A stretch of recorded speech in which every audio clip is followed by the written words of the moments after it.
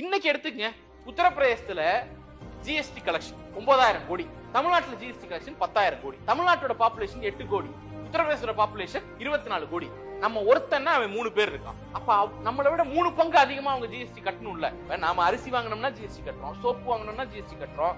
அப்ப எவ்வளவுக்கு எவ்வளவு நம்ம பொருளை கன்சியூம் பண்றோமோ அவ்வளவுக்கு எவ்வளவு ஜிஎஸ்டி கட்டுறோம். இப்ப இதே அளவுக்கு பொருளை உத்தரப்பிரதேசலையும் கன்சியூம் பண்ணா அங்கேயும் இவ்வளவு ஜிஎஸ்டி வரணும்ல, ஏன் வரல?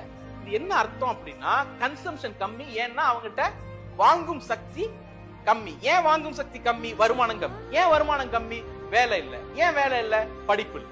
அவனுக்கு வேலை கொடுக்கணும்னு அட்டன் பண்ணிட்டே இருக்காங்க, ஆனா அவன் படிக்கல. அப்ப நீ முதல்ல என்ன பண்ணிருக்கணும்? படிப்பு கொடுத்துருக்கணும். ஒரு வீட்டுல 4 பேர்னா 2 ஆண் 2 பெண். ஒரு ஊர்ல 100 பேர்னா 50 ஆண் 50 பெண். அப்ப தமிழ்நாட்டுல 100 பேருமே பொட்டன்ஷியலா சம்பாதிக்கிறாங்க அல்லது ஒரு வேலையில தன்னை ஈடுபடுத்திக்கிறாங்க. ஆனா உத்தரப்பிரதேசலையும் பீகார்லயும் என்ன பண்ணல? 50% பேரை உழைப்புல இருந்து நம்ம என்ன பண்ணிடுறோம்? வீட்டு வேலைன்னு உள்ள அடைச்சு வச்சிடறோம். அவங்களை எக்கனாமிக் ஆக்டிவிட்டிக்குள்ளேயே கொண்டு வரல. எக்கனாமிக் ஆக்டிவிட்டிக்குள்ள கொண்டு வந்தீங்கன்னா தானே அவங்களுக்கு ஒரு சம்பளம்னு ஒண்ணு வரும், அவங்க நுகர்வாங்க, அவங்க ஒரு பொருளை வாங்குவாங்க, அப்ப வளரும்.